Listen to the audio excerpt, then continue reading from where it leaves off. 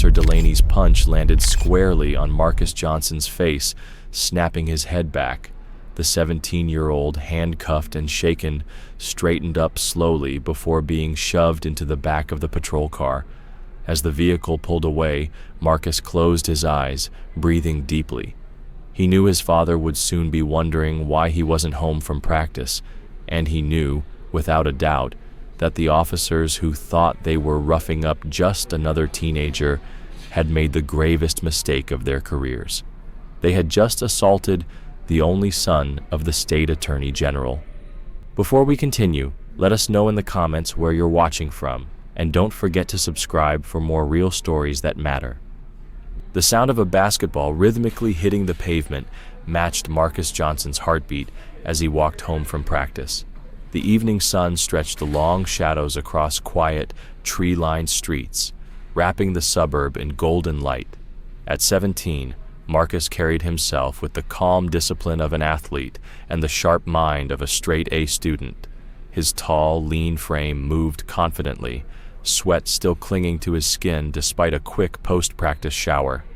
He adjusted his headphones, letting Kendrick Lamar's lyrics flow as he mentally replayed the last few drills. Coach had praised his shooting and hinted he might start in Friday's big game, a big deal for a junior. It was another step toward college, another piece to add to his strong academic record and volunteer work. He shifted his gym bag to the other shoulder and checked the time, 6:12 p.m. Dinner with his father was at 6:30 sharp. His dad, William Johnson, a firm believer in punctuality and personal responsibility, had built a career in public service on those values. Marcus respected that, lived by it. As he turned onto Maple Street, leaving the busier school area behind, the neighborhood grew quieter. Bigger lawns, fewer people, sleek cars and long driveways. Still, it wasn't unfamiliar. He'd taken this route dozens of times, but the sense of ease began to fade when he saw flashing lights reflect off a parked car window. A patrol car was creeping down the street behind him. Marcus didn't panic. He had been taught how to handle this. Since he was little, his father had repeated the same rules. Stay respectful. Keep your hands visible. Don't move suddenly. Stay calm. He lowered his music volume, but didn't take off his headphones, just kept walking at the same pace, watching the cruiser move closer and closer. It was now trailing him at walking speed. He considered calling his dad, but decided not to raise alarm. Not yet. The cruiser pulled up beside him. Marcus's chest tightened as he met the gaze of the passenger, a middle-aged man with sunglasses, even though the sun was nearly gone. The officer said something to his partner. Marcus looked away, trying to stay calm, but every step felt heavier. When the car accelerated slightly and then veered in front of him, cutting off the sidewalk, he knew this was no coincidence. He stopped, took his headphones off, and let them rest around his neck. Hands where they could see them, just like his father always told him. Two officers stepped out. They moved like they'd done this together for years. The driver, heavier, with a ruddy face and a hand near his belt, had a badge that read Morrison. The other, the passenger, kept distance and moved to the side. His tag said Delaney. "Evening," Officer Morrison said flatly. His eyes scanned Marcus carefully. "What brings you around here?" Marcus felt that familiar weight, that quiet pressure to explain himself in spaces where people still questioned whether he belonged. He kept his voice respectful. "Just heading home from basketball practice, sir. I live nearby." Delaney stepped in closer, eyes scanning Marcus's gym bag, earbuds, and phone. "Got any ID on you?" Marcus shook his head slightly. "No, sir. Just came from practice. My house is 3 blocks up, Oakwood Drive." The officers exchanged a look, that look. The one that says we don't believe you, the one that says prove it. Marcus had seen it before, just never this directly, and this time, it wasn't going to end with words. He'd been stopped before, but something about the way these officers moved told Marcus this was different. "No idea, huh?" Morrison's tone shifted, sharper now.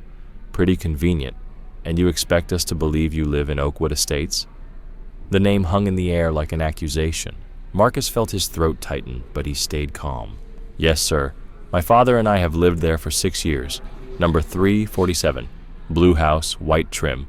Delaney stepped closer, well inside Marcus's space now, like he wanted to intimidate. And what's your name?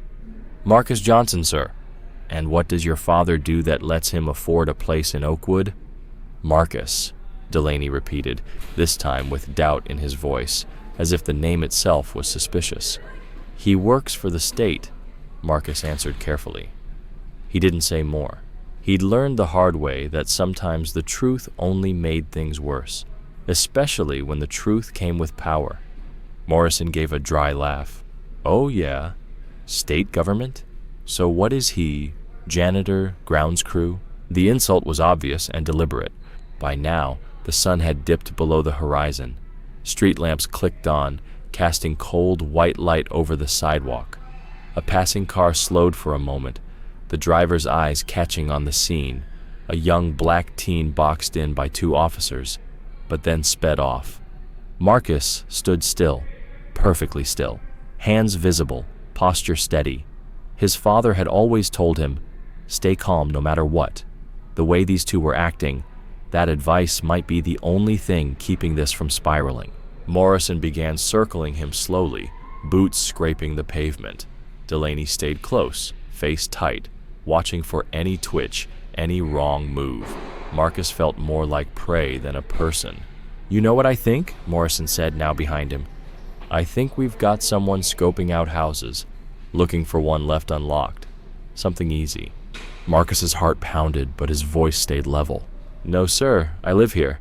If you'd like, you can walk me home. My father can confirm everything. Delaney scoffed. Walk you home like we're Uber now? Then, without warning, he yanked Marcus's gym bag off his shoulder. What's in here, huh? Anything we should know about? Just my uniform and some school books, Marcus said, doing everything in his power not to react. Delaney unzipped the bag and dug through it like he owned it. A textbook came out first, calculus. He held it up with mock surprise. Well, look at that. We got a genius here, Morrison. Then came the clothes, pulled out and dumped onto the sidewalk like trash. Please be careful with my stuff, Marcus said quietly. The strain in his voice was starting to show. I haven't done anything wrong. Morrison stepped back into view, face now harder. You want to talk about wrong? How about lying? How about being somewhere you don't belong? I'm not lying, sir, Marcus replied, eyes fixed forward. And I do belong. I live here. Delaney finished going through the bag and turned to Marcus's pockets. Empty them, he ordered, impatience rising in his voice. Marcus did as he was told, slow, controlled. He pulled out a key, some change, and his phone. Delaney grabbed the phone immediately. The screen lit up, a photo of Marcus and his father at a formal event. Nice phone, Delaney muttered. Where'd you get it? Steal it? It's mine, Marcus said. My dad got it for my birthday. Morrison stepped in close again. The same dad who works for the state and lives in $1 million house? You really expect us to buy that? Another car passed, slowing. The driver clearly watching now. Marcus felt the tiniest glimmer of hope. But then Morrison shot a look at the driver, and the car sped away. Marcus took a breath. Look, you can call my dad. His number's in my phone, or just come with me. Our house is right up the street. But then, Delaney's hand moved. Delaney's hand clamped down hard on Marcus's arm, the grip instantly painful. Oh, so now you're telling us how to do our job? He sneered. Sounds like someone needs a reminder about respect. Marcus winced but didn't resist. He remembered exactly what his father had always warned. Don't fight back, even if it's unfair. I'm not trying to argue, sir, he said calmly. I'm just trying to explain. Oh, we've got the situation figured out, Morrison replied, stepping in so close Marcus could smell the bitterness in his breath. We've got a kid, no ID, in a neighborhood way out of his tax bracket, acting suspicious and talking back. I say we take this little conversation to the station. Delaney's grip tightened as he spun Marcus toward the cruiser. Let's go, smart guy, he said, voice cold. Maybe downtown you'll remember where you actually live. Please, Marcus said, trying not to panic. Just call my father. He's expecting me for dinner. He'll be worried. "Oh, Daddy's gonna be worried," Delaney mocked, shoving Marcus forward. "You should have thought of that before wandering where you don't belong." Marcus stumbled but caught himself, refusing to give them any excuse to escalate. Then, carefully choosing his moment, he said, "My father is William Johnson, the state attorney general." Both officers stopped. Just for a second, eyes flicked toward each other, then Morrison's face darkened. "You think this is a joke?" he said, stepping in again. "You think dropping a fake name's gonna save you now?" "It's not fake," Marcus said, voice calm but tighter now. "You can verify it. My name is Marcus Johnson. My father is—" He didn't get to finish. Morrison suddenly grabbed the front of his shirt and slammed him against the side of the cruiser. "That's enough," he growled. "You mention that name again, and we'll add impersonating a public figure to the list." Marcus gasped, his back hitting cold metal, the officer's arm pinning him. The situation was unraveling fast, past anything his father had warned him about. "Hands on the car!" Delaney barked, spinning him around and kicking his feet apart. Marcus complied, his fingers splayed on the metal surface, forehead resting against the cool frame. He didn't move as Delaney patted him down, not with care, but with force, each motion rough and unnecessary. Morrison hovered nearby, one hand resting near his belt. Delaney searched him thoroughly, as if wanting to find something. When it was over, he sounded disappointed. Nothing. No contraband, no weapon. Morrison didn't respond at first, just stared, then barked, "Turn around." Marcus did so slowly, keeping his movements clear. "So," Morrison said, narrowing his eyes, "you're still going with that story? That your daddy's some big shot, and you live in that mansion on Oakwood?" "It's the truth," Marcus said, steady. 347 Oakwood. You can verify it in 5 minutes.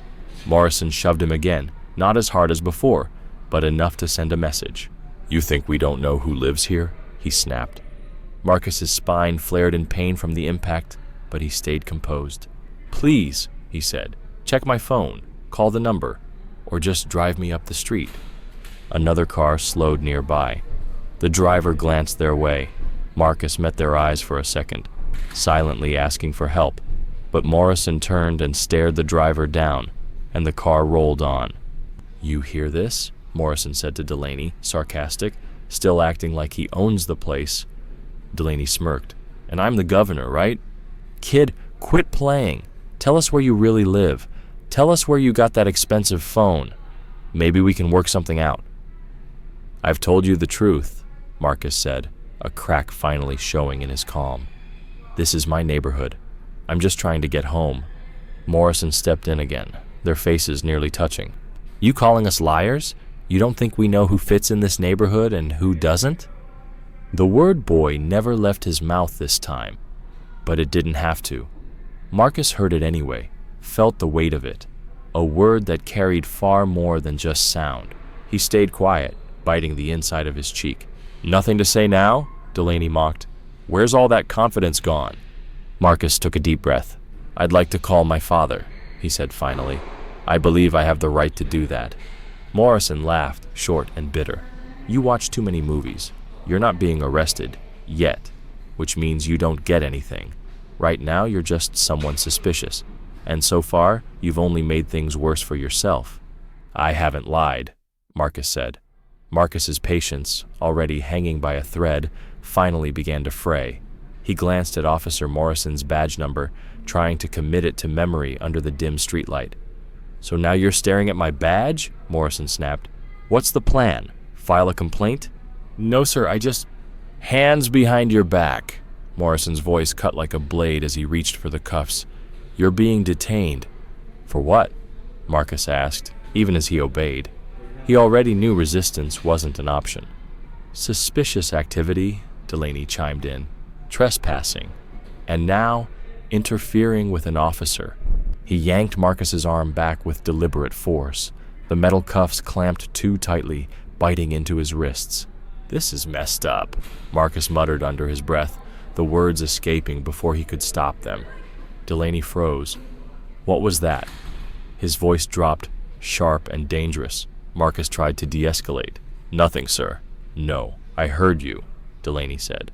He spun Marcus around, bringing him face to face. "You think you can mouth off like that and get away with it?" "I didn't mean—" That was all he managed to say before Delaney's fist landed hard against his cheek. Marcus reeled from the impact, head snapping to the side. Pain radiated across his face as he staggered against the cruiser, vision blurred and balance lost.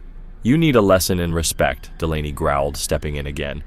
Instinctively, Marcus raised his cuffed hands to protect himself. A reflex, not a threat. "He's resisting!" Delaney suddenly shouted. In an instant, Morrison moved in too. Two grown men forcing a teenager to the ground. Marcus's knees hit pavement, then his shoulder. He tried to shift just enough to avoid falling flat, but even that movement was used against him. "Stop resisting!" Morrison barked, loud enough for anyone nearby to hear, loud enough to frame the moment in a different light. Morrison pressed a knee into Marcus's back, cutting off his breath. Delaney pushed his head into the concrete. "I'm not resisting," Marcus gasped, barely able to speak. His face stung, blood trickling from the split in his cheek. His ribs ached from the pressure. The sidewalk scraped his skin with every breath. "Quiet," Delaney said, leaning in. "You keep moving, and this'll go worse for you." Marcus felt it. The fear, the helplessness, the cold realization of how these stories so often ended. But then came his father's voice in his memory. "Stay alive. Whatever it takes, just stay alive." So he went still, completely. He stopped struggling.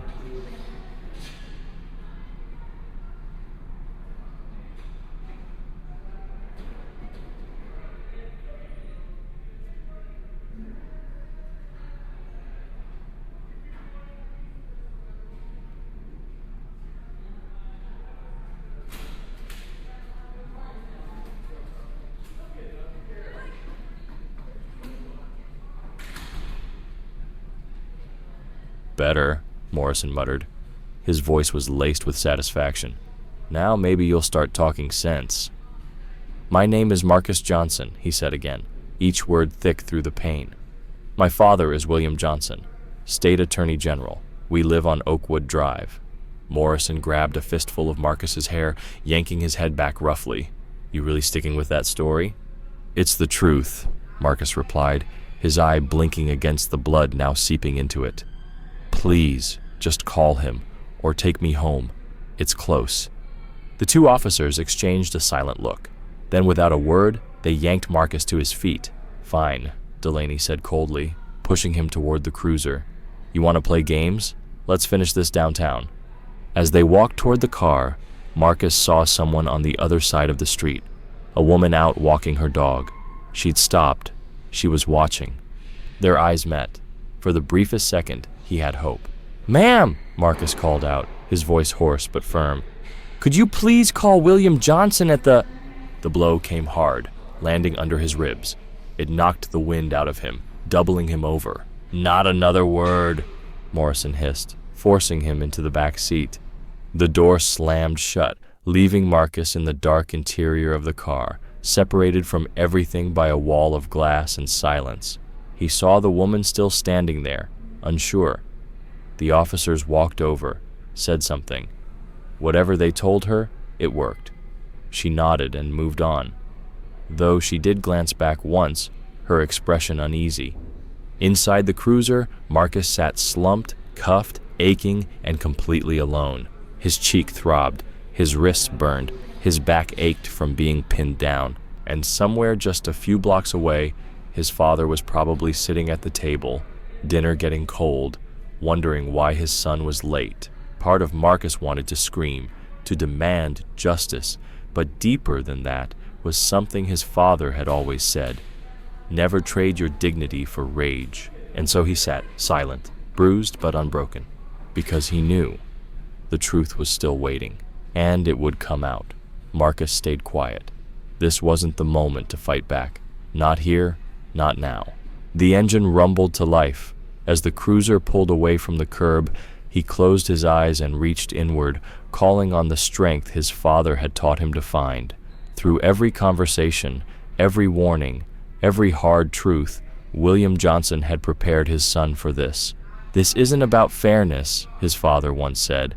It's about survival. You make it home, then we fight back the right way. With every turn of the wheels, Marcus felt the distance between himself and home growing, but with it, something inside him hardened. He made a silent vow. This would not be the end of the story. This would not go unanswered. His father hadn't just taught him how to stay safe. He had taught him how to stand and how to rise.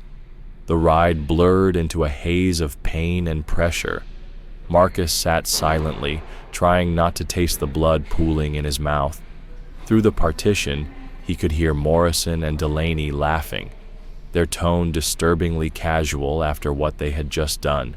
Bet he won't be bragging about being the AG's kid now, Morrison said, loud enough for Marcus to hear. These rich neighborhood types, Delaney added, chuckling. Money doesn't make you bulletproof, or tough, apparently. The cruiser turned into the police station's parking lot, lights bright against the dark pavement. Morrison yanked the back door open and pulled Marcus out roughly, causing him to stumble. "Let's go, superstar," he muttered, steering Marcus toward the doors. "Time to introduce you to the system." Inside, the station was buzzing. Phones rang. Officers moved through paperwork. A few glanced up as Marcus was led in, his wrists cuffed, his face bruised and bleeding. Their expression said enough. Another kid who couldn't behave. "Got a live one, Sarge," Delaney called out as they approached the front desk. "Trespassing, resisting, assault on officers." The desk sergeant, older, quiet, with tired eyes, looked up slowly. He took in Marcus's appearance, then glanced at the two officers beside him. "Assaulted which one of you?" he asked, his voice flat but attentive. "Both," Morrison said quickly. "He flipped out when we questioned him about being in Oakwood. Started shouting about how he lives there, that his dad's the AG or something. Got aggressive when we tried to detain him." The sergeant raised an eyebrow and studied Marcus for a long beat. A teenager, athletic build, bruised but composed. Not exactly the image of someone who attacked two trained officers. "That right?" he asked, this time speaking directly to Marcus. Marcus opened his mouth, but Delaney's hand clamped down on his shoulder. "Don't waste your time, Sarge. He's been telling stories all night." The sergeant held his gaze on Marcus anyway. "Name?" he asked, pen ready. "Marcus Johnson," Marcus replied, voice steady despite the pain in his jaw. "I live at 347 Oakwood Drive. My father is William Johnson. He's the state attorney general. I was walking home from basketball practice when—" Delaney squeezed his shoulder harder. Still with the same story. Unbelievable. The sergeant hesitated, the name clearly sticking in his mind. "William Johnson's son. That's what he claims," Morrison said with a wave of his hand. "No ID on him, just more attitude." "I came straight from practice," Marcus said. "My wallet's at home. You can call him, or just drive me home." But before the sergeant could respond, Morrison stepped forward, blocking the desk. "Sarge, with all due respect, we've got a non-compliant suspect prowling in a private neighborhood talking nonsense. Let's get him processed and move on." The sergeant looked at Morrison for a long moment, then finally gave a short nod. "Process him, full intake." Marcus's hope faded fast. Morrison grabbed his arm and led him toward the hallway. "This way, Junior," Delaney said with a mocking smile. "Let's take your yearbook photo." The processing area was bright and impersonal. A technician stood ready at a computer. Marcus was photographed from multiple angles, his swollen eye and bruised cheek frozen in digital clarity. Then came fingerprinting. No words, just steps. Face forward, turn, hands on the scanner. Through it all, the cuffs stayed on. As his photo loaded on the technician's screen, Delaney whistled softly. "Beautiful," he said. "That one's going to look fantastic on your college applications." Marcus didn't respond. He just stared ahead, because he knew this moment wasn't the end. And tomorrow, the real story would begin. From the processing area, they led Marcus down another corridor and into a small, sterile room. No windows. One metal table, bolted to the floor. 3 stiff chairs that looked like they were designed for discomfort. Morrison shoved him into a seat and quickly removed one cuff, only to refasten it to a metal ring welded into the tabletop. Wait here, Morrison said needlessly, already turning away. The heavy door slammed shut behind them. Marcus sat in silence, the fluorescent light overhead buzzing faintly as it cast cold shadows across the gray walls. His face ached, a sharp throb spreading from the cheekbone Delaney had struck. The bleeding had mostly stopped, but the split skin felt hot, angry, swollen, likely needing stitches. He tried to gather his thoughts. What had started as a walk home after practice had now spiraled so far out of control that he wasn't sure which direction Justice even lived in. Somewhere beyond these walls, his father was waiting. He was likely already calling, and once those calls started, the system would feel it. The door opened suddenly. Officers Morrison and Delaney re-entered, this time with a third man in plain clothes, a detective, based on the badge clipped to his belt. The detective's gaze lingered on Marcus's face for a moment, a flicker of tension in his eyes, before he leveled his expression. He took the seat across from Marcus, while the other two stood like guards at either side of the door. "I'm Detective Rivera," he said, calm but alert. "I understand there's been some trouble tonight." "Yes, sir," Marcus replied, trying to sit up straighter despite the discomfort. "These officers stopped me while I was walking home from basketball practice. When I told them who I was and where I lived, they didn't believe me. I was cuffed and then hit. I didn't resist." He motioned toward his swollen face. "This? That was a closed fist." Morrison stepped forward, tone rising. "That's not how it happened, Detective. This kid was acting erratic in Oakwood. He got confrontational when questioned and resisted when we moved to detain him. I followed all their instructions," Marcus said, voice firm. "I muttered something under my breath. Then I was hit. They forced me to the ground after I was already cuffed." Rivera studied both sides quietly for a moment, then turned back to Marcus. "You said you live in Oakwood?" "Yes, sir. 347 Oakwood Drive. With my father, William Johnson." Rivera paused, just long enough for his next words to carry weight. "The Attorney General?" "Yes." He turned slowly to the officers. "Did either of you attempt to verify that?" Delaney shifted, clearly uneasy. "He had no ID, said his wallet was at home." "A convenient excuse," Morrison added. "Standard protocol. No ID, no confirmation. We bring them in." Rivera nodded slowly but didn't take his eyes off them. "Did you think to drive him to the address he gave?" Silence. Then Rivera looked back at Marcus. "You're entitled to a phone call. Who do you want to contact?" Before Marcus could answer, the door opened again. It was the desk sergeant, and his face said everything before his mouth even moved. "Detective?" he said, ignoring the two officers. "The young man's call has already been made. His father is here." Delaney chuckled dismissively. "Sure he is, and I'm the commissioner." But the sergeant didn't smile. "State Attorney General William Johnson is in the lobby, and he's demanding to see his son. He's already spoken with the chief." The color drained from Morrison's face. Rivera stood up abruptly. "Uncuff him." "Detective," Delaney started, but Rivera didn't let him finish. "I said uncuff him, now." Delaney hesitated, looking to Morrison, who looked paralyzed. "Now, officer." With a grudging hand, Delaney unclipped the cuff from the table. Marcus rubbed his sore wrist but stayed silent. Then, echoing through the hallway, the unmistakable sound of polished dress shoes hitting tile, each step deliberate, firm, unhurried. Marcus didn't have to look to know. The door swung open. William Johnson filled the doorway, tall, composed, dressed in a dark tailored suit that radiated calm authority. His eyes scanned the room in a second. His son's injury, the officer's posture, Rivera's expression, and for the briefest moment, something cracked beneath his surface. A flash of pain at the sight of his son's battered face. But just as quickly, it was gone, replaced by the cold control of a man who had dismantled more than a few courtrooms. "Marcus," he said, voice low and steady, the kind of voice that made entire courtrooms fall silent. Marcus stood slowly. "Yes, sir." Johnson turned his gaze to Morrison and Delaney, not yelling, not flinching, just watching. "You're going to explain, carefully and completely, exactly what you thought you were doing tonight." And neither officer said a word. His father's voice was gentle, but the steel beneath it was unmistakable. "Are you all right?" It was such a simple question. No shouting, no theatrics, just raw concern.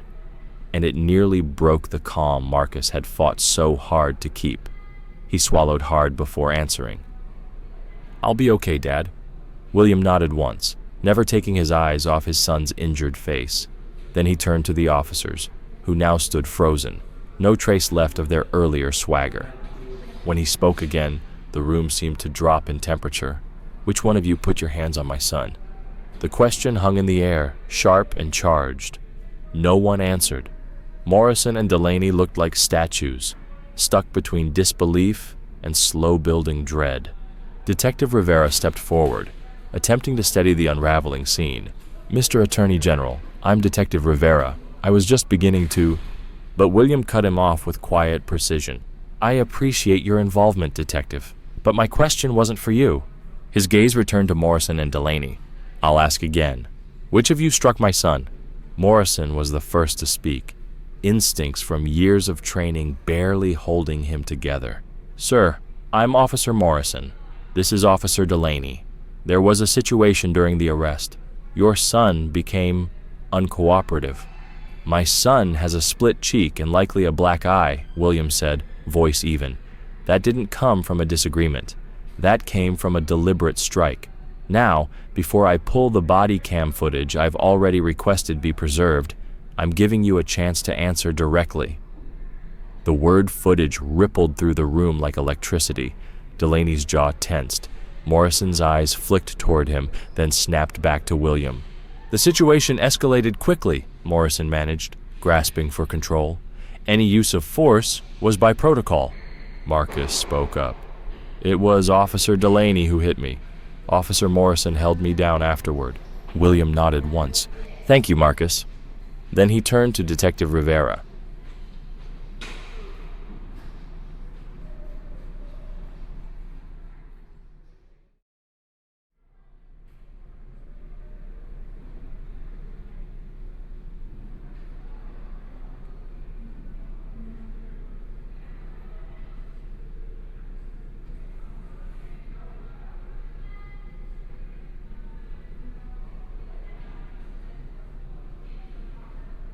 "I want my son released into my care immediately.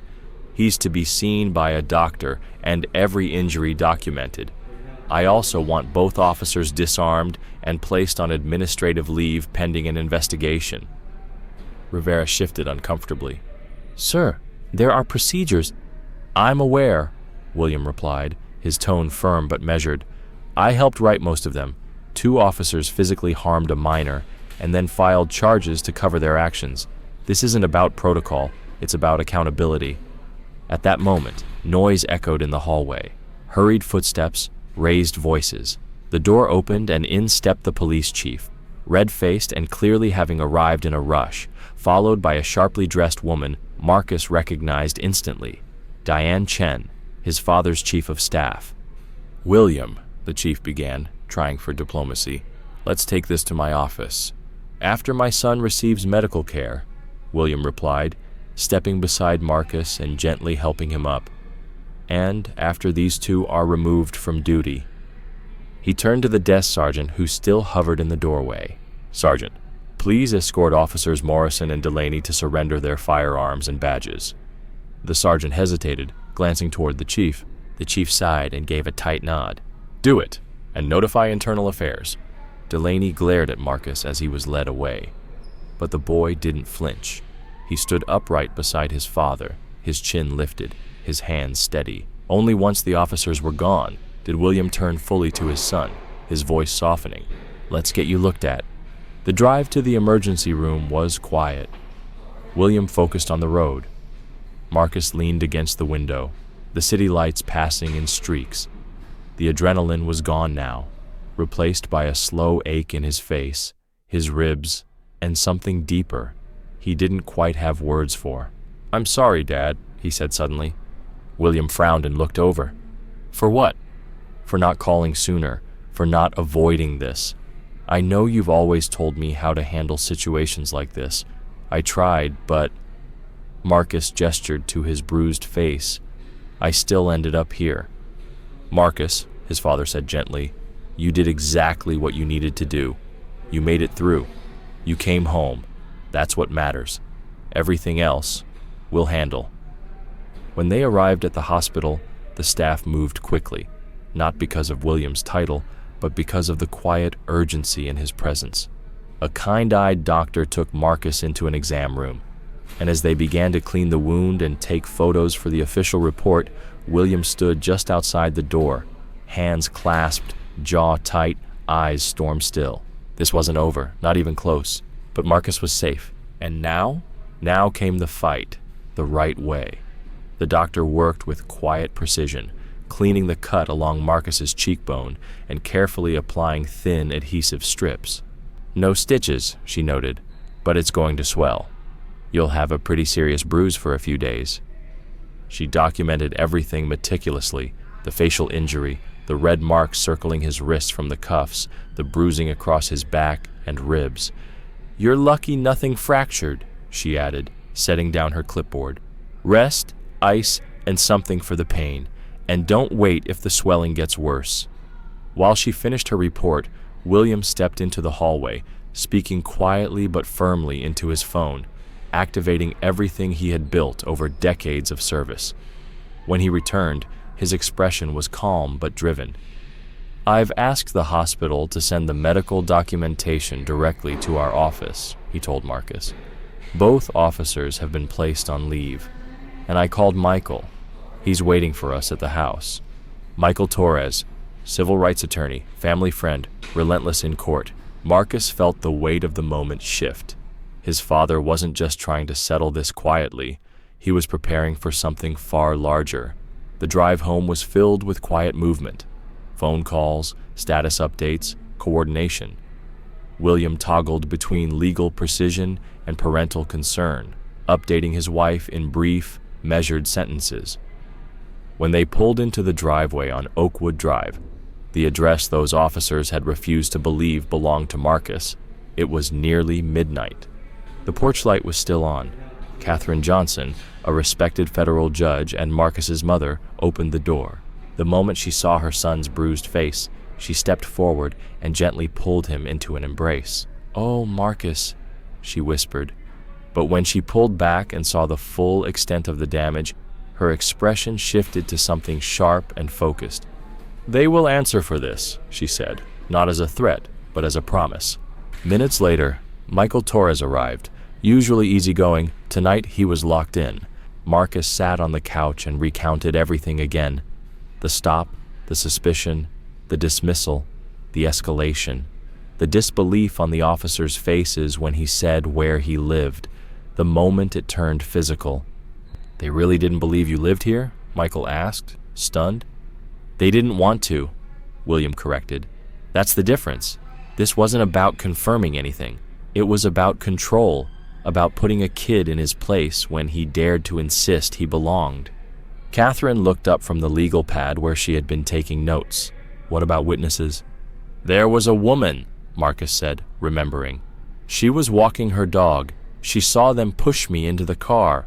I called out to her, asked her to call Dad, but they shut me down before she could respond."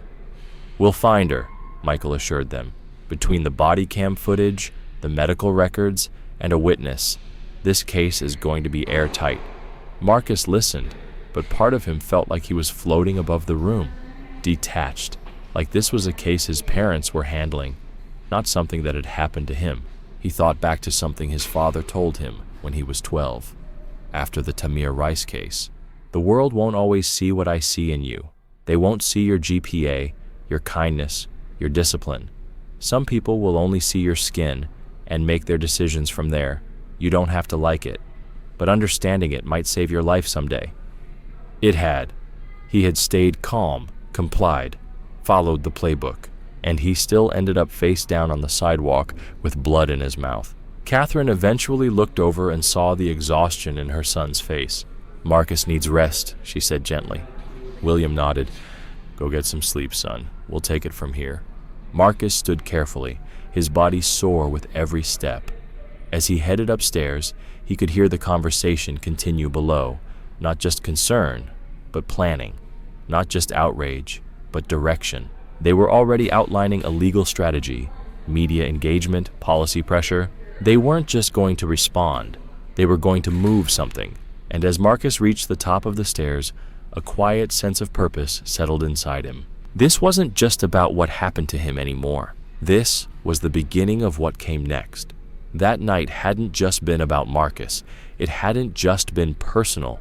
It was part of something bigger, a symptom of something far deeper.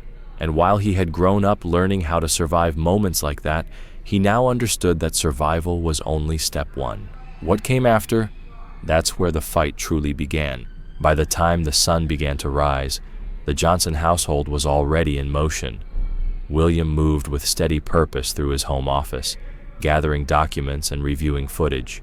In the dining room, Catherine had turned the family table into a coordination hub, lining it with notepads, folders, legal pads, and a laptop open to federal case law.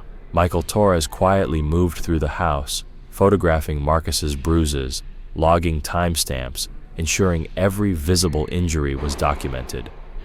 In the kitchen, Marcus sat at the counter with an ice pack pressed against his cheek, watching the storm unfold around him. Mrs. Alvarez, their longtime housekeeper, placed a mug of warm tea in front of him. "You should be sleeping, mijo," she said gently, brushing a hand along his shoulder. Her eyes lingered on his swollen face, worry in every line. "I know," Marcus said, offering a tired smile, "but I want to help." The doorbell rang. Diane Chen, William's chief of staff, entered alongside a man Marcus recognized from public events, the director of internal affairs. Their conversation with William in the front hallway was hushed, but tense. "The footage has been secured," the director confirmed. "Preliminary review shows your son's account was entirely accurate." William nodded once, unsurprised. "Then I want formal charges drafted before noon," he said. "Use the full scope: excessive force, unlawful detention, false reporting, civil misconduct. And I don't want them walking away from this with paid leave or a quiet resignation. They face everything." In the next room, the house phone rang. Catherine answered. Her tone shifted immediately into judicial formality. "Yes, Governor, yes, Marcus is recovering. My husband will be making a public statement later this morning." It was only then that Marcus began to realize just how fast this had escalated. What had happened to him, the bruises, the silence, the restraint, was now being discussed at the highest levels of the state. His father returned to the kitchen. The weight of the morning hadn't dulled his focus, but Marcus could see the fatigue behind his eyes. "They're being called in now," William told him. "They don't know what's coming yet, but they will." Marcus sat up straighter. "If it helps the case, I can give my statement now." William looked at him for a moment and saw something in his son that made him pause. "Are you sure?" "I want to speak for myself," Marcus said, voice steady. "I'm ready." 2 hours later, Marcus was seated inside the Attorney General's state office. The halls outside were already buzzing, phones ringing, aides rushing past, documents being exchanged, the entire machinery of government pivoting into motion. His statement had been signed, every word of what happened recorded officially. As he stepped out of the room, Diane approached holding a tablet. "The press conference is set for 10, she said, "but it's already out there. Someone from the hospital leaked a photo. It's all over the news." William took the tablet, reviewed it silently, and handed it to Marcus. On the screen, a photo of himself in the hospital, his bruised face lit by the clinical glare of ER lighting. The headline read, "State Attorney General's son injured in police incident. Officers on leave pending investigation." Diane continued. "Morrison has already called in his union rep. Delaney apparently doesn't understand what's happening. He showed up for his shift this morning." A knock at the door. Captain Reynolds, the chief's deputy, entered with practiced professionalism. Her expression was composed, but her voice carried tension. "Sir," she said to William, "both officers have been brought to headquarters. They've been informed they're under investigation, but they haven't yet seen the footage. William stood. Place them in separate rooms. I'll speak with them shortly. He turned to Marcus. You don't need to be part of this next step. It's up to you. Marcus stood too. The pain in his ribs flared slightly, but he ignored it. I want to be there, he said. They need to see me. The halls of police headquarters felt different that morning. Quieter, more alert. Officers stood taller as William passed, some turning away from Marcus's injuries. Others couldn't help but stare. Captain Reynolds met them at the elevator. They're waiting in separate conference rooms as requested, she said. The chief is on his way now. William nodded once. The silence inside the elevator was thick, but Marcus didn't feel afraid. He felt seen, heard, and ready. Which room is Morrison in? William asked curtly. Conference room A, sir, Captain Reynolds replied. Both officers have been ordered not to communicate with anyone or each other. The elevator ride was silent, except for the tension that seemed to pulse in the air. Marcus stood tall beside his father, ignoring the ache in his face, the soreness in his shoulders. William Johnson's fury wasn't loud. It was focused, contained, but Marcus could feel the storm building. When the elevator doors opened, a quiet hallway stretched out ahead, lined with glass-walled conference rooms. Through one of them, Marcus saw Officer Morrison sitting alone, tapping his fingers against the table. The man looked smaller than he had the night before. The uniform that once carried authority now looked like fabric hanging on hesitation. When Morrison looked up and saw Marcus standing beside his father, the color drained from his face. I'll speak with Officer Morrison first, William said. Then, turning to his son, he added, You can wait with Diane if you'd prefer. No, Marcus said, his voice steady. I'm coming in. He needs to see me. As they entered, Morrison stood instinctively, a habit of training that couldn't cover his unease. Sir, he began, his voice tight, I understand there's been a complaint about the arrest last night. William let out a low, humorless laugh. A complaint? That's what you're calling this? He motioned to Marcus's face, now marked by deep purples and swelling. My son was physically attacked while handcuffed and compliant. That's not a complaint. That's a crime. Morrison's mouth opened, then closed. He looked to Marcus, then back at the table. Sir, with all due respect, the situation last night was complicated. We had a report about suspicious activity in Oakwood. When we approached your son, he couldn't produce ID.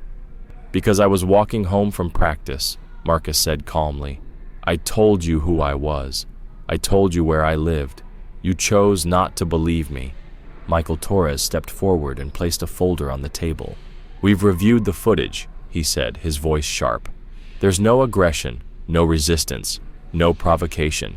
The video clearly shows Officer Delaney striking Marcus without cause while he was cuffed. Morrison's professional mask began to slip. I want to be clear, he said quickly. I didn't strike him. That was Officer Delaney. But you didn't stop him, William replied, his voice like steel under ice. You held my son down. You helped file a false report. You supported the charges. That's complicity, Officer Morrison. Morrison's gaze dropped. I followed procedure for a suspect, he said weakly. A suspect? William's voice rose for the first time. You're talking about a 17-year-old walking home, in his own neighborhood, to his own house. You had the correct address the entire time. Morrison had no answer. The weight of his choices pressed down harder than the questions. Then Marcus spoke, quiet but unshakable. If I wasn't the Attorney General's son, what would have happened to me? The question landed hard. Morrison hesitated, then answered honestly and painfully.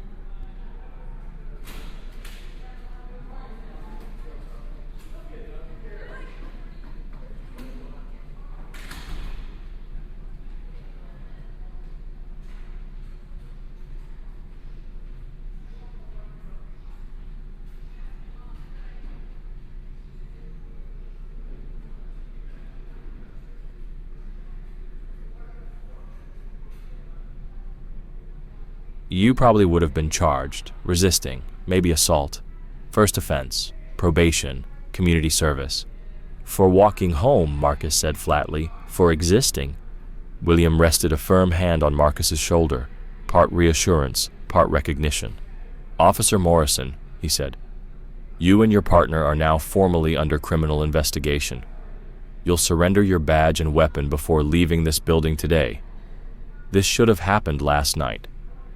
Morrison's face shifted from shame to panic. Sir, surely this could be resolved internally. Internally? William repeated. The same system that would have given my son a criminal record if his last name had been anything else? He turned toward Captain Reynolds. Escort Officer Morrison to turn in his badge and sidearm and log him for full review. Reynolds gave a crisp nod. Yes, sir. As Morrison was led away, shoulders slumped, eyes lowered, Marcus felt no victory, no satisfaction, only clarity. This was what accountability looked like, and it was still too rare. When the door closed behind them, William looked at his son. You all right? Marcus nodded slightly, though the movement stung. Yeah, it's just strange, seeing him like that, after everything. Power shifts quickly, William replied, especially when truth shows up. Marcus exhaled slowly. Let's finish this. Conference room B. Officer Delaney sat with forced ease, fingers drumming against the table. But behind the casual pose, his eyes betrayed him. Wide, restless. Unlike Morrison, Delaney wasn't trying to justify anything. He was just waiting. From the moment they entered the room, it was clear Officer Delaney had no intention of backing down. He sat tall, chin up, arms crossed, the posture of someone still clinging to a belief that he'd done nothing wrong. That confidence, however, flickered the instant William Johnson stepped inside, with Marcus beside him. One look at the boy's bruised face, the damage plain under the conference room lights, and Delaney's mask started to crack. Officer Delaney, William began without ceremony or warmth, we need to discuss your conduct during last night's arrest. Delaney's eyes shifted between the Attorney General and Marcus, recognition mixing with a trace of discomfort, quickly buried beneath procedural formality. Sir, I understand a complaint has been made, but I followed departmental procedure. Procedure? William raised an eyebrow, gesturing to the seat across from Delaney but choosing not to sit. For doing what exactly? Striking a restrained teenager? Falsifying a report? Charging someone with a crime you knew they didn't commit? Please, walk me through the manual where that's outlined. Michael Torres stepped forward, placing a laptop on the table and opening it to a paused frame from the body cam footage. Delaney's fist, mid-swing, connecting with Marcus's face. We've seen the footage, Officer Delaney, Michael said evenly. There's no room for debate. Delaney's jaw tensed. That image doesn't show the full context, he muttered. The suspect was resisting. The suspect, William interrupted, was my son. And the video clearly shows he was calm, cooperative, and in cuffs when you struck him. With respect, Delaney countered, his tone sharpening. We had no idea who he was. He was in a high-income neighborhood with no ID, being uncooperative. You mean he didn't thank you for being profiled? Marcus said, voice steady. I told you where I lived. I gave you my name. I didn't do anything except exist where you didn't expect me to. Delaney finally looked directly at him. You muttered something disrespectful. You tensed when I cuffed you. I flinched because you were hurting me, Marcus replied. And even if I had said something you didn't like, that doesn't justify what you did. William stepped closer, placing a hand on his son's shoulder. The video shows you punching him hard enough to cause serious injury, then tackling him while he was already restrained, then charging him with crimes he didn't commit. That's not interpretation. That's documented misconduct. Delaney leaned forward slightly, frustration creeping through. Look, maybe things went too far, but this kind of thing happens all the time. Kids mouthing off, walking through places they don't belong. Most of the time, we're right to be cautious. And when you're not? William asked quietly. Does your suspicion justify harming a child because of where he lives or how he looks? Delaney's tone shifted again. Defensive, clipped. You don't know what it's like out there. Split-second decisions, pressure, danger. We do what we have to. I know exactly what it's like, William replied, voice now ice cold. And I know your record. 3 prior complaints involving use of force, all against young black men, all swept under internal review, not one sustained. Delaney blinked, his expression tightening. You looked into my record? I'm the Attorney General, William replied simply. And yes, I've looked at your record. I've also seen enough to know this wasn't an isolated incident. It's a pattern. Captain Reynolds, who had been quietly observing near the doorway, stepped forward. Officer Delaney, you are being placed on administrative leave effective immediately, pending criminal investigation. You will surrender your weapon and badge before leaving this building. Delaney's face turned red. For doing my job, this is outrageous. This, William said firmly, is not your job. Your job does not include striking restrained minors or lying in reports. What you did was not enforcement. It was abuse of power, and it will be treated accordingly. Delaney's eyes flicked to Marcus, and for the first time they showed something darker. So that's it, huh? The AG's kid gets special treatment. Must be nice having Daddy sweep things clean. Marcus stiffened at the jab, but William didn't miss a beat. His voice dropped low and dangerous. Let me be clear. This isn't about my son getting special treatment. This is about you being held to the same standard you've denied to others. The only special thing here is that this time, someone had the power to fight back. Delaney looked like he wanted to speak, but there was nothing left to say.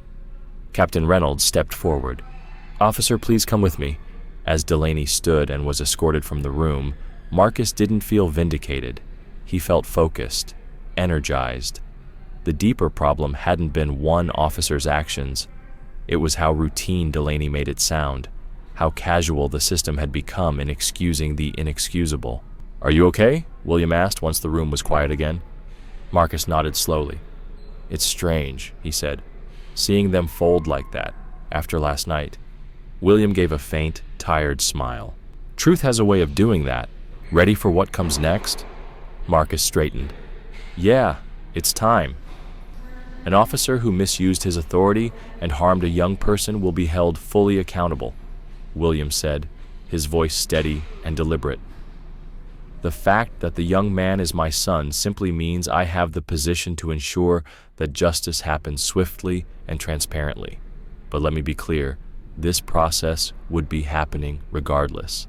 He leaned in slightly, his stature and tone commanding the room without raising his voice.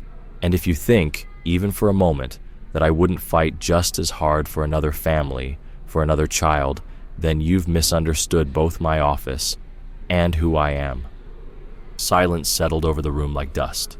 Captain Reynolds stepped forward. Officer Delaney, please come with me. Your badge and weapon will be collected now. Delaney didn't move at first. His jaw tightened, his fists clenched on the tabletop, as though refusing might buy him a way out. But it didn't. William's steady gaze met his, and Delaney stood, slower, his posture smaller.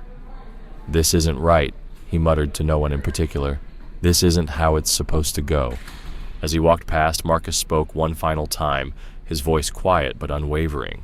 Officer Delaney, I want you to remember something. If I hadn't been his son, you would have gotten away with this. Again, that's what's not right. Delaney said nothing, but his expression darkened as he left the room, led away in silence. Michael Torres gathered his files with a sigh. Exactly what I expected, he muttered. They still don't think they did anything wrong. In their minds, their only mistake was picking the wrong kid. William nodded slowly. His composure was beginning to soften now that the immediate fire had been contained. He turned to Marcus. How are you holding up?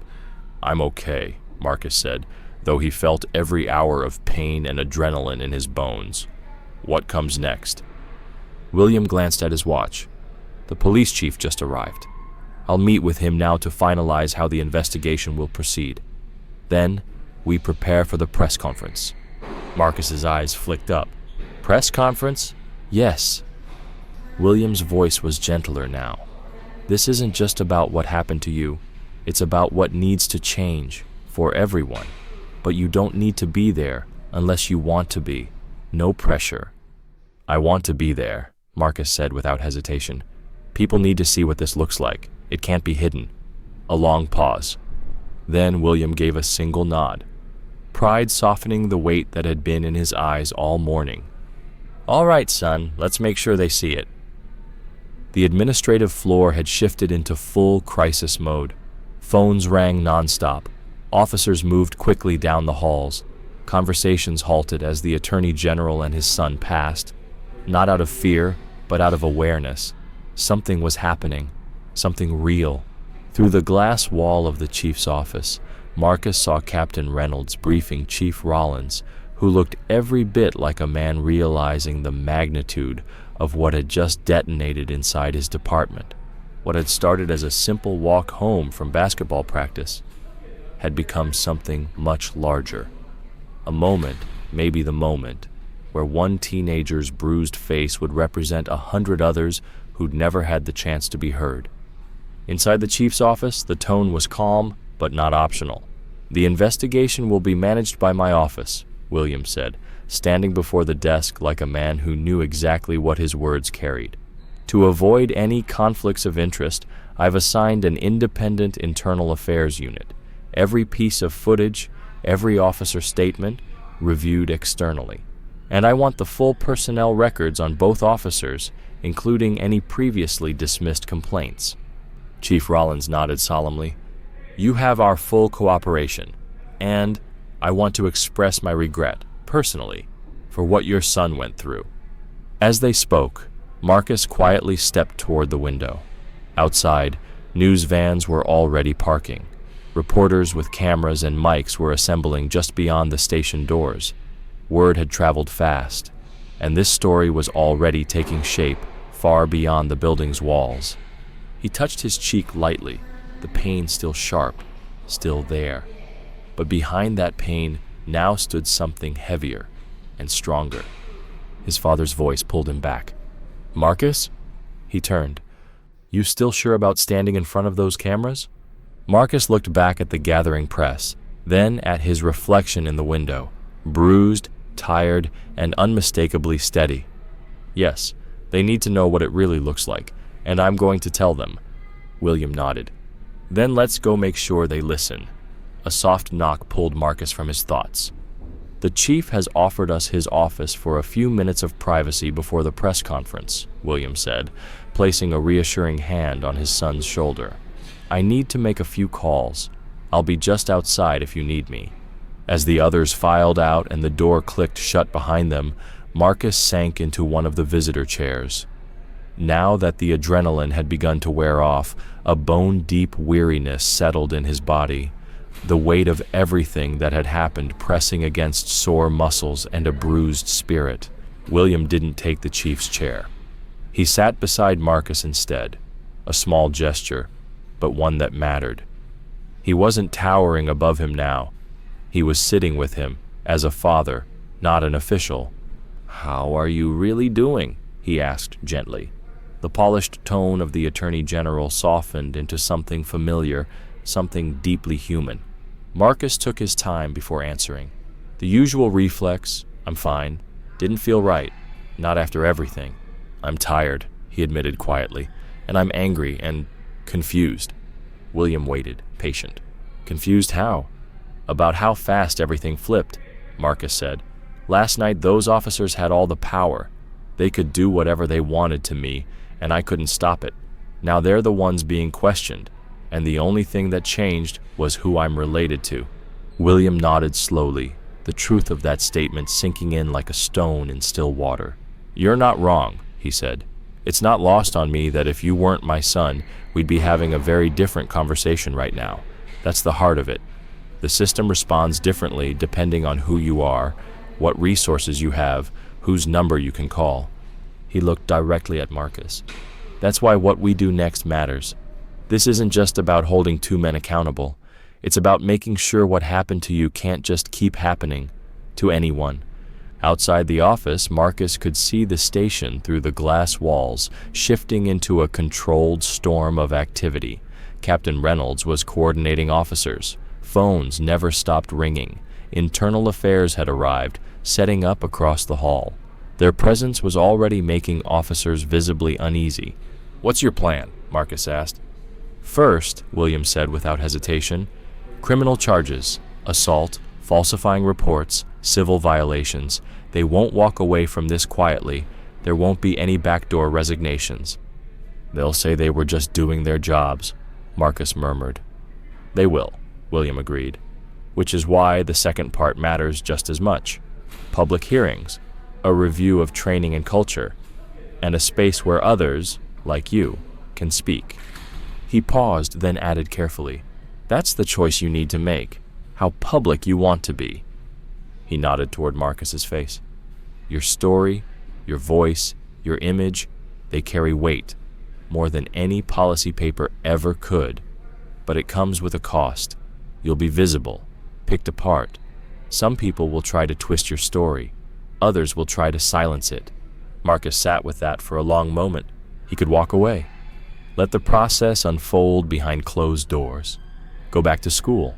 Pick up a ball again. Try to live like a regular 17-year-old. No shame in that. No weakness. But the words still echoed in his head.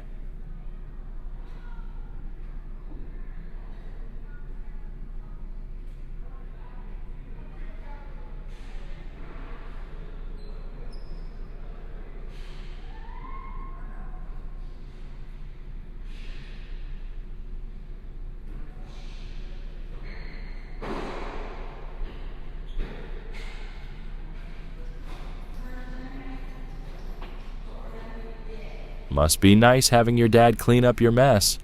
It had stung, because it wasn't entirely wrong. His father's position had saved him.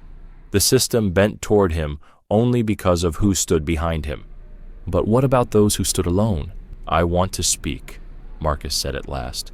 His voice was still quiet, but something inside it had shifted. It was rooted now, unshakable. At the press conference, at the hearings, wherever it helps, people need to see what this looks like. Pride flickered in William's eyes, layered with concern. "Are you sure?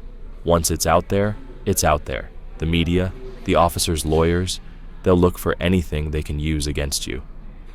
"I know," Marcus said. He sat up straighter, despite the dull ache in his ribs. "But you always taught me, if you have privilege, you use it, not to protect yourself, but to protect others." William's hand settled once more on his son's shoulder. "Then we do this together, but on your terms. If it gets to be too much, you tell me. We adjust. Understood?" Marcus nodded. "Understood." Just then the door opened. Diane Chen entered, composed but clearly pressed for time. "Sir, it's time," she said to William. "The conference is set for noon, all major networks confirmed, and the governor called again. He's supportive, but would like a short briefing before you go on." Then she turned to Marcus. For the first time since they met, her tone softened. "How are you holding up?" Marcus didn't hesitate. "I'm ready." Title: Attorney General's son, beaten by police, then turns his pain into justice. Video description, shortened narrative. Marcus Johnson, a 17-year-old black high school athlete, was walking home from basketball practice when he was stopped by two officers. He complied. He explained who he was. But it didn't matter. They beat him, arrested him, and wrote false reports, not knowing his father was the state's attorney general. The next morning, that same father walked into the police station, not as a grieving dad, but as the highest-ranking law enforcement official in the state. And he made a decision. This wasn't going to be quietly buried. Marcus could have stayed silent. Instead, he stood beside his father at a press conference, his bruised face shown to the world. "This happens to people who don't have an attorney general for a father," he said. His words went viral. Within days, the officers were fired and charged. Body cam footage confirmed everything. Internal Affairs revealed 12 prior complaints.